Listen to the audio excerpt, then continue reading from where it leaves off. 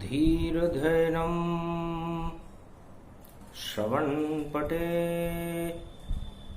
यतिवरा महावाक्य जनार्दन सच्चिदानंद त्वं शरणं व्रजेश यादवेन्द्रं दयादाता पुंडरीक्षा क्षीरसागर शयनम कमलनयनम नमस्तुते नमामि श्रीहरि। धैर्य से जिसको धारण किया जाता है, कर्णपटुओं से जिनका पान किया जाता है, ऐसे सच्चिदानंद भगवान श्री यादवेंद्र सरकार को मैं नित्य ही चिंतन करता हूँ, नमन करता हूँ। जिनको नमन करने से मंगल आदि मंगल तो हो ही जाते हैं, साथ ही में बहुत बड़ा बल मिलता है मनुष्यों को। वाणी ब्रह्माणी करो वाणी पर नितवास, राम कथा वर्णन करूं पूर्ण कर्म आस। ये कुमारिका क्षेत्र है, कमलेश्वर प्रगटाय, क्षीर सागर में शेष शैया पर नारायण प्रगटाय। नारद घंटा ध्वनि करे, लक्ष्मी चरण चपाय, पंख विहार गरुड़ करे, छाया शेष कर पाए। अद्भुत नाभि कमल है, जहाँ प्रगटे शिव ब्रह्माय, वंदना सारा जगत करे और प्रकाश प्रगटाए। गुरुवार वैभव प्रगटावा, अश्वनी मास श्राद्ध में आवा। नारायण भी गुरु स्वरूप है, शेष शैया पर विराजमान रहते, समस्त आत्माओं के आधारभूत हैं। इस चराचर जगत और त्रिलोक में जितने भी ब्रह्मांड हैं और जितनी भी आत्माएं हैं, परमात्मा का ही स्वरूप है, उनका ही बाह्य आवरण है। एक सुई की नोक के ऊपर दूध की एक बूंद ले लो, उसके 1 अरब हिस्से कर लो, इतना सा अंश आत्मा का होता है जो दिखाई भी नहीं देती। कितना भी दूरदर्शी यंत्र लगा लें, कितना भी उसको खोजने के प्रयास कर लें, लेकिन आत्मा को देखना असंभव है, परमात्मा को देखना भी असंभव है। आत्मा और परमात्मा न दिखाई देने वाली चैतन्य सर्वशक्तिमान, हर युग में प्रकाशमान रहती है। इन आत्माओं की गति क्या है, इनका स्वरूप क्या है, श्राद्ध पक्ष किसे कहते हैं, आत्मा 84 लाख योनियों में क्यों चली जाती है, आत्मा की मुक्ति कैसे होती है। श्राद्ध प्रसंग सुनहूं तन पावे, नारद लक्ष्मी श्रोता बन जावे। विष्णु मुख से निकले ये वाणी, श्राद्ध पक्ष की कथा भवानी। अनुपम अद्भुत मासु है, 15 दिन का पाय, पूर्णिमा से अमावस्या तक और अश्वनी मास प्रगटाए। पूर्णिमा के प्रकाश से शुरू होकर अमावस्या के अंधकार में समाप्त होने वाला ये श्राद्ध मास आत्मा की मुक्ति का मार्ग है। आत्मा जीवन मुक्त कैसे हो और यदि जीवन मुक्त न हो सके तो 84 लाख योनियों में जाने से कैसे बचे? यह आत्मा कहां से आती है और कहां चली जाती है? यक्ष प्रश्न संसार के सामने है। और ये श्राद्ध पक्ष का महीना है। हम हमारे पितरों के और पूर्वजों के श्राद्ध, उनकी मुक्ति की कामना नारायण से करते हैं। ये 15 दिन इसीलिए बनाए गए हैं, बड़े अद्भुत हैं। अंधविश्वास का तो इसमें नाम निशान भी नहीं है। चारों युगों में प्रवृत्त हैं और नारायण की कृपा प्राप्त करने के सबसे शुभ दिन है। तो पितृलोक अद्भुत गति जाना, और जहां रहे वह सब ही आत्मा। जो भी आत्मा नहीं बने, देव नहीं बन पाए, या फिर मानव नहीं बने, तो पितृलोक में जाए। पितृलोक में उन आत्माओं का निवास होता है जो न देव बनते न दानव बनते, किसी शुभ या अशुभ कर्म के कारण उन्हें पितृलोक में जाना पड़ता है। पितृलोक एक अस्थिर, एक ऐसा लोक है जहां पर उन आत्माओं को सुरक्षित कर दिया जाता है। अब 15 दिन के लिए ही खुलता, देखो पितृ का लोक, तब जाकर के आत्मा और बना ले परलोक। ये 15 दिन उन सभी आत्माओं के लिए रिहाई का समय होता है।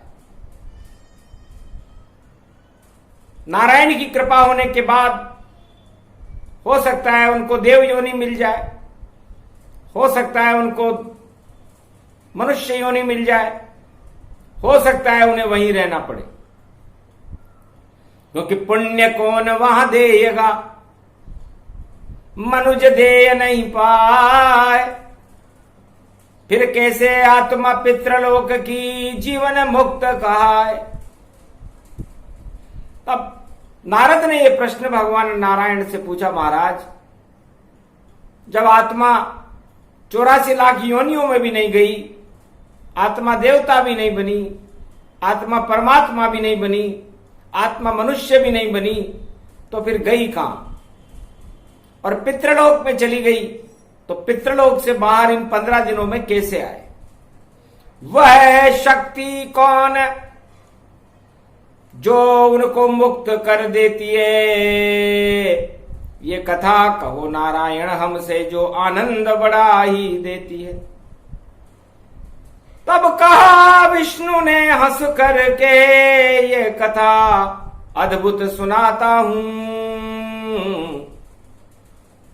जब तक कृपा न हो नारायण की, उसे जीवन मुक्त न पाता हूं। तो पितृलोक वैभव बने नरक लोक के समान। जिस तरह नरक लोक होता है, वहां तो मनुष्य को अपने कर्मों की यातना भोगनी पड़ती है, अशुभ कर्मों की यातना भोगनी पड़ती है, और वैकुंठ में शुभ कर्मों का सुख भोगना पड़ता है। और पितृलोक में आत्मा ये दोनों काम नहीं कर सकती, क्योंकि उनको कोई शरीर ही नहीं मिलता। और जब तक वो देव या दानव न बने या मानव न बने, तब तक भोग कैसे करें, जीवन मुक्त कैसे हो? तो उन्हें मुक्त कौन करता? तो अजब गजब दानी गति पावे, सूर्य पुत्र कर्ण प्रगटावे। कर्ण महीना जानिए, श्राद्ध पक्ष गतिमान, उसकी पुण्य की शक्ति से मुक्त करे भगवान। नरक लोक में सूर्य पुत्र कर्ण की पूजा होती है। यमराज अपना प्रशासन कर्ण की कृपा से चलाते हैं। जैसे वैकुंठ का प्रशासन नारायण निराकार ज्योति की शक्ति से चलाते हैं, उसी तरह नरक लोक का प्रशासन यमराज सूर्यपुत्र महाराजा कर्ण की कृपा से चलाते। पूजा होती है उनकी वहां और उनकी कृपा ही चलती है। जिस पर कृपा होती है महाराजा कर्ण की, उनको पितृलोक से मुक्ति मिलती है। अजब गजब प्रसंग है, सुने सुनाए को। श्राद्ध पक्ष में जो सुने तो निश्चित मुक्ति होए। सियावर रामचंद्र शंकर हरिओ। अजब का गजब रूप कर्ण तन मानिए, और दान का पुजारी स्वर्ण दान उसे जानिए। 1.25 मण सोना रोज दान करे मृत्यु लोक। द्वापर का सबसे बड़ा दानी उसे मानिए। सोना ही सोना दान किया जीवन भर, इतना पुण्य उसका प्रबल रूप मानिए। वैष्णव देवी का बड़ा भक्त रूप जानो, और कौरव वंश का सेनापति कर्ण को ही मानिए। और कुंती का पुत्र देखो, पांडवों का भाई जानो। सूर्य पुत्र कर्ण को दानी बड़ा मानिए। कृष्ण का अनन्य भक्त और दान करे दान दान, और ऐसी शक्ति कर्ण की चारों युग में मानिए। जब होती थी निशा रात में अर्धरात्रि पाए, जम्बूदीप वैष्णव देवी और कर्ण तपस्या पाए। रोजाना तपस्या करने जाते थे कर्ण। जम्बूदीप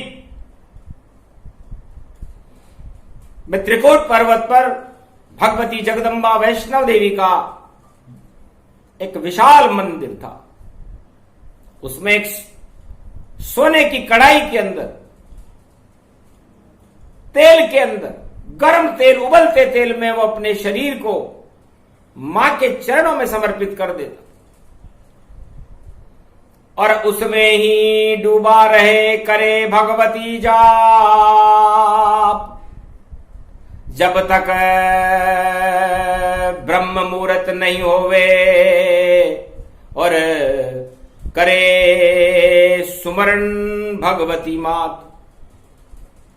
तो 4 बजे भगवती जगदम्बा और प्रगटे जम्बूदीप सब अम्बा। ब्रह्मा लक्ष्मी शिव शक्ति सरस्वती और उमा भगवती और लक्ष्मी प्रकट आती है, और मुकुट मोर में दर्शन देती अपने मुकुट हिलाती है। 1.25 मण सोना घूगर खिर जाए और कर्ण को रोज दे जाती है। सुबह सुबह ही दान करे कर्ण और भक्ति उसकी हो जाती है। इतना तपेश्वरी सूर्य पुत्र है देखो कर्ण भगवान। जब तक जीवन था उसका किया स्वर्ण का दान, ऐसा दानी जग नहीं पावा। अमृत नाम कर्ण प्रगटावा। जगन्नाथ बन गए कृष्ण महाभारत के बाद। विजय पांडव हो गई और दाग कर्ण दिया हाथ। भगवान कृष्ण को जगन्नाथ बनना पड़ा। बलराम और सुभद्रा को, कर्ण को दाग अपने हाथ में देना पड़ा था। उसने प्रतिज्ञा की थी कि ये कुंडल मेरे सूर्य के, अगर पांडव नहीं दिलाओगे तो महाराज आप ईश्वर कृष्ण हो, जीत युद्ध नहीं पाओगे। तो कुंडल का पांडवों को करवा दो ये दान, तब जाकर के महाभारत में विजय पांडव मान, तब जाकर पांडवों की विजय होगी महाराज। और ये कुंडल में देने को तैयार हूं, पर एक शर्त मेरी इतनी, निश्चित मृत्यु उपाय, जब मेरी मृत्यु हो समर भूमि में तो दाग कृष्ण दे जाए। मुझे ऐसी भूमि पर जलाना जहां पर शमशान न हो। भगवान कृष्ण चक्कर खा गए, श्राद्ध पक्ष था कि ऐसी भूमि कहां से लाए, और ऐसा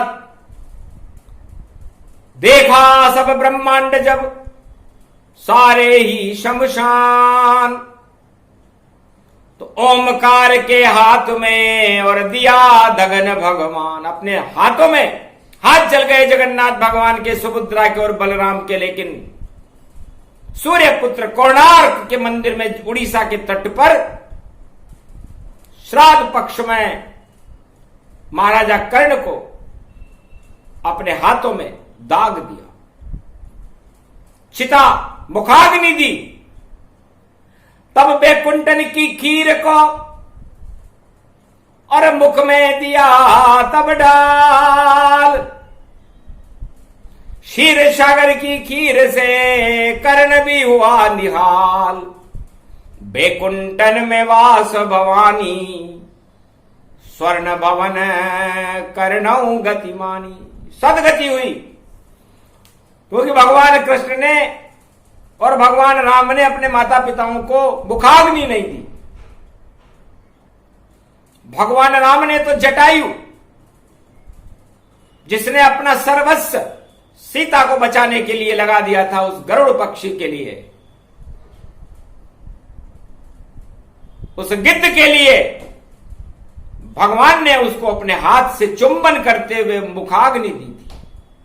अहो भाग गिद्ध तन पाई, जिसके श्राद्ध करे रघुराई, नंद यशोदा देवकी वसुदेव ये सौभाग्य नहीं पाए, ये सौभाग्य द्वापर में मिला कर्ण को, और मुखाग्नि कृष्ण दी जाए। श्राद्ध पक्ष था, एक चम्मच के बराबर, एक उंगल के बराबर क्षीर सागर की खीर, बस इतना सा ही भोज था। कर्ण भी भूखा जान, सोने के महल मिल गए बैकुंठ में, पर भोजन नहीं मिला भगवान। कर्ण ने भोजन दान ही नहीं किया, कर्ण ने तो स्वर्ण दान किया, तो अरबों गुना असंख्य गुना सोना बैकुंठन मिल जाए। लंका भी छोटी पड़ती थी, इतना सोना कर्ण प्रगटाए। सोने के ही खंबे देखो, सोने की ही चादर जान, सोने के ही सभी बिछोने, और सोने के थे सब पकवान। सोने की ही महल वहां पर, और सोने के ही वस्त्र सब जान। सोना ही सोना मिला कर्ण को, नहीं मिला अन्न का दान। भूखा रहना पड़ा, चारों युगों में कर्ण भूखे ही रहते हैं। इतना अनन्य भक्त भगवान का, सूर्य का पुत्र, इतना बड़ा दानी, जिसके दान के बराबर यदि भगवान उसके दान का मूल्यांकन करने लगे तो सारे दान ही छोटे पड़ जाएं। ऐसा दान निस्वार्थ भाव से महाराजा कर्ण ने द्वापर युग में किया था, पर उसे अन्न दान नहीं करने से अन्न का दाना नहीं मिला। तब कहा नारायण से कर्ण ने, अनुनय विनय महाराज सुनो, मैंने दान किया है सोने का, मेरा भी कुछ कल्याण करो। भोजन मुझे मिलता नहीं, और क्या खाऊं पकवान, कृपा नारायण मुझ पर करो जो मुझे मिल जाए अन्नदान। मेरी एक इच्छा पूरी कर दो भगवान, आपने मेरी सारी मनोकामनाएं पूरी करी। तब नारायण चक्कर खा गए। श्राद्ध का महीना था, कैसे करें? वो कौन सी विधि है जिससे कर्ण को अन्नदान करवाया जाए, भोजन दिया जाए? ये भूखे मर जाएगा यहां पर, इस सोने को क्या रोएगा? तब कहा कुछ भी नहीं हो सकता, पर एक उपाय बताता हूं। 15 दिन तुम भोजन कर लेना, मैं वह सरल ही विधि समझाता हूं। तो श्राद्ध पक्ष में पूर्णिमा से अमावस तक और भोजन ही तुम खाओ, और आपके पुण्य से जितने भी पितृ हैं उनको जीवन मुक्त बनाओ। आपके पुण्य बहुत हैं कर्ण, तो 15 दिन तक जो भी मृत्युलोक का प्राणी अपने पूर्वजों की मुक्ति के लिए नारायण से गंगा तट पर जाकर ब्राह्मणों को मालपुए और खीर खिलाकर जो प्रार्थना करेगा उनकी मुक्ति की, तो उस मुक्ति को देने वाला नारायण नहीं, महाराजा कर्ण होंगे। उनके पुण्य से मुक्त हो, पितृलोक तर जाए, या तो वह देवता बने या फिर मानव बन जाए। अधोगति से छुड़ाते ये महाराजा कर्ण, और 15 दिन तक जितना भोजन अर्पित करते मृत्यु लोक वाले, वो सब उसको हो जाए अर्पण। वो सारा भोजन 15 दिन तक, एक वर्ष में केवल 15 दिन तक महाराजा कर्ण भोजन करते। जिस तरह कुंभकर्ण 6 महीने में एक बार भोजन करता था और फिर सो जाता था, उसी तरह नारद और लक्ष्मी, ये रहस्य मैंने आज तक नहीं खोला कि महाराजा कर्ण की शक्ति क्या है और उनका भोजन कैसे होता है। तो श्राद्ध पक्ष में जितने भी दान पुण्य किए जाते हैं, जितनी भी श्रद्धा से अपने पूर्वजों की मुक्ति के लिए प्रार्थनाएं की जाती हैं, उसका निर्णय पितृलोक में और यमलोक में जहां कर्ण की पूजन होती है, यमराज भी उनकी आज्ञा से प्रशासन चलाता है। तब जाकर के वो पितृलोक की आत्माएं जीवन मुक्त होती हैं, या देवता बनती हैं, या मनुष्य बन जाती हैं। तो 15 दिन ही भोजन करते ये महाराजा कर्ण। उसके बाद फिर शयन करते हैं, और बैकुंठन में शयन, फिर उनका बैकुंठ में शयन होता है। नरकलोक में उनकी पूजा यमराज करते हैं। और पितृ 15 दिन में महाराजा कर्ण का एक नाम, गर ले कोई भोजन ब्राह्मण कराए। कर्ण कर्ण जपता रहे तो पितृ जीवन मुक्त हो जाए, तो वो सारे पितृ जीवन मुक्त हो जाते हैं। ये अंधविश्वास नहीं, विज्ञान की कथा नहीं, ये भगवान की वचनावली है, जिसे 4 वेद 6 शास्त्र 18 पुराण में कहीं अंकित नहीं किया गया। जब भगवान की इच्छा होती है तब वह इससे सुना देते हैं, क्योंकि कलयुग में मृत्युलोक में इस 2020 में अनंत श्राद्ध हो गए। यहां पल पल में हो श्राद्ध। 2020 सारा ही बना हुआ अपवाद। अच्छे अच्छे सूरमा मृत्यु गले लगाए, और कैसे उनकी मुक्ति हो ये नारायण समझाए। तो जिसको जीवन जीना था वो मौत को गले लगाए, और श्राद्ध पक्ष ये गुरुवार को वाणी विष्णु सुनाए। तो अशुभ कर्म अधोगति की ओर पहुंचा देते हैं।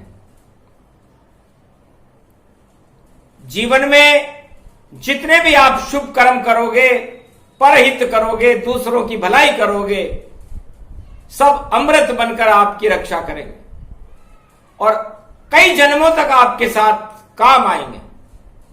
और एक भी अशुभ कर्म यदि आपने मन में संकल्प भी किया और करने के बाद उसे छुपाने के प्रयास किए तो छुपते नहीं है। जिस तरह चंद्रमा के दाग नहीं छुपते, उसी तरह अशुभ कर्मों के दाग मनुष्य के आत्मा के ऊपर अंकित रहते हैं और उन्हें उन कर्मों का, अशुभ कर्मों का फल भोगना पड़ता है।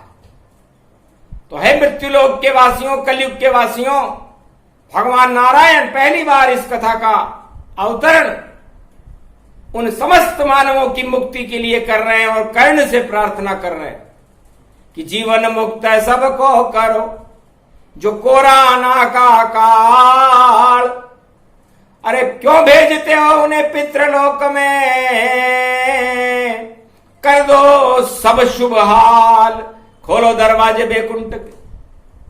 कोई गलती है ना, महामारी की आ गए चपेट में, मृत्यु गले लगाए, क्योंकि कर्ण कृपा के बिना कुछ नहीं मुक्त हो पाए। पितृलोक में जाए तो दरवाजा बंद हो जाए, फिर तो 15 दिन ही खुलते हैं दरवाजे।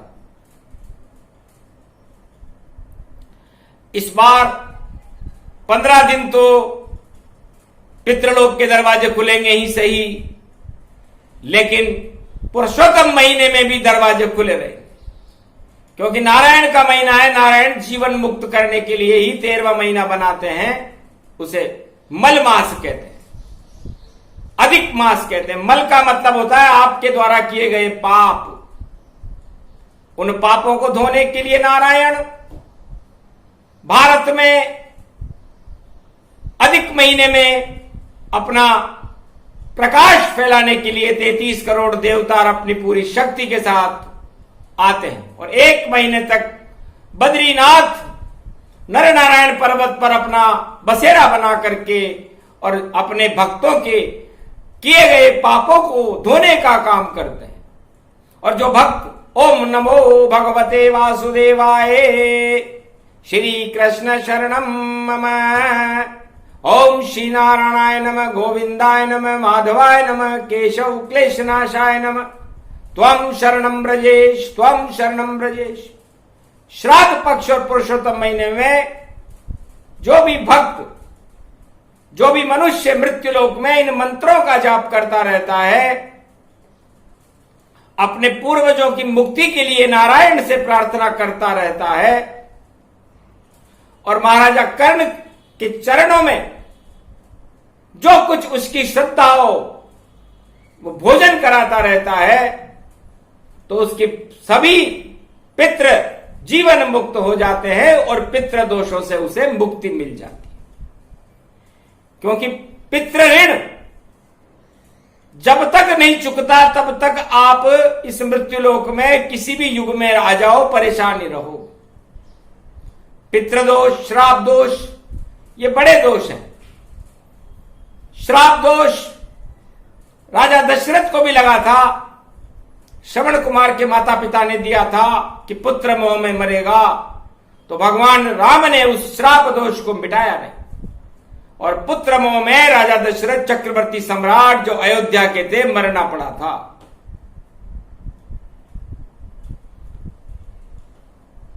द्रौपदी ने श्राप दिया था कौरव वंश के भीष्म को,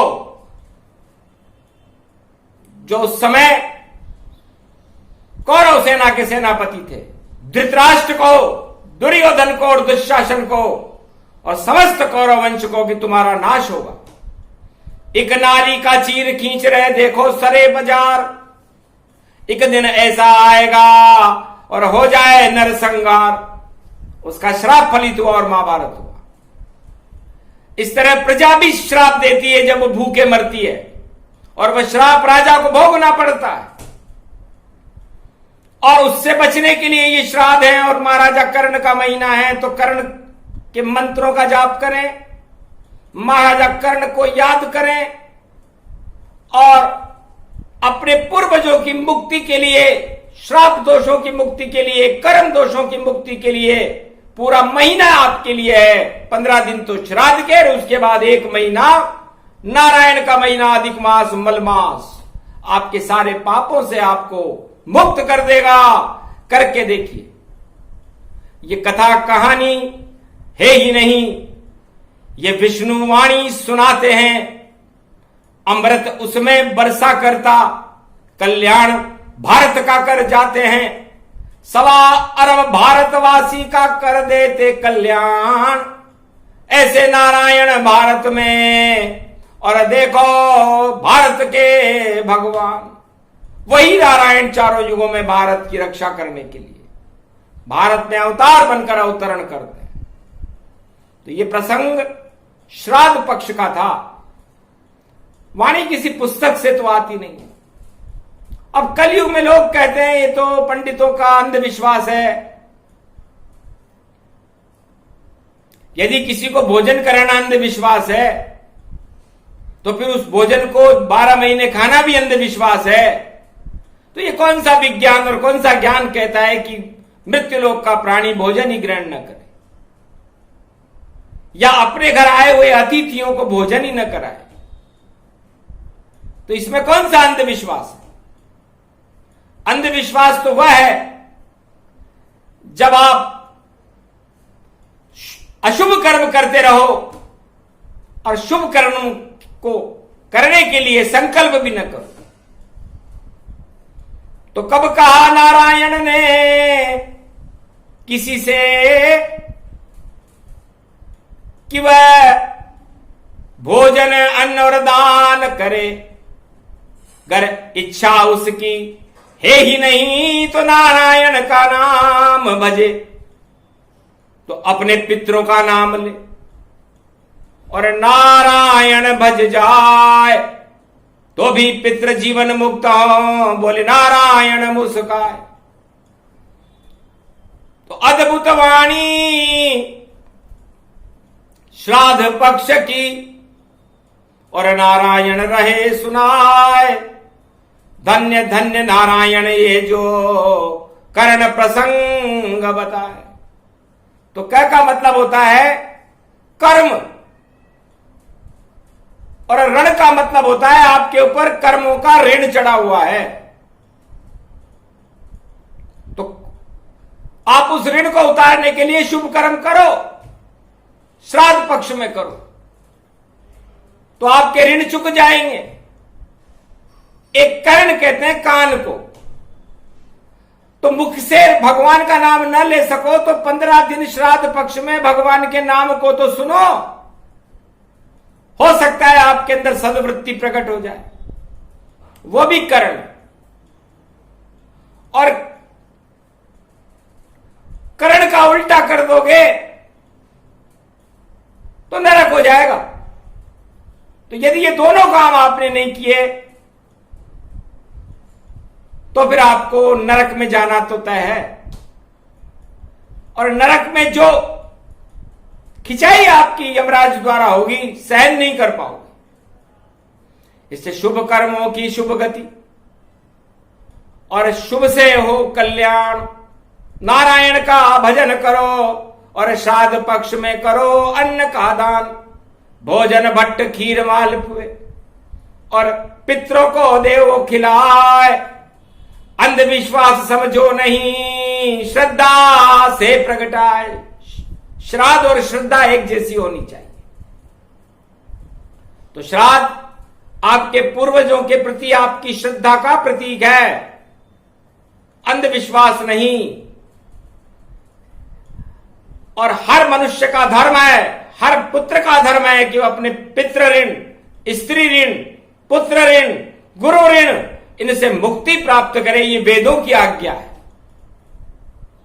और जो मनुष्य इन ऋणों से मुक्ति प्राप्त करता है उसे सद्गति मिलकर के वैकुंठ का वास मिलता है। तो ये सद्ज्ञान भगवान विष्णु ने नारद और लक्ष्मी को दिया और कर्ण को भोजन मिला, पितरों को मुक्ति मिली और यह प्रसंग सुनने और सुनाने वालों को नारायण का आशीर्वाद मिला। श्राद्ध पक्ष का ये प्रसंग सुने सुनाए कोय, पितृ जीवन मुक्त होए और कृपा नारायण होए। अन्न धन की कोई कमी नहीं रहे, कर्म दोष हट जाए। भारत में इसे जो सुने तो गौरव उसका बढ़ जाए। भक्ति बढ़े, गौरव बढ़े, बढ़ जाए सब ज्ञान। नारायण की कृपा से हो जाता कल्याण। जय श्री नारायण भगवान की।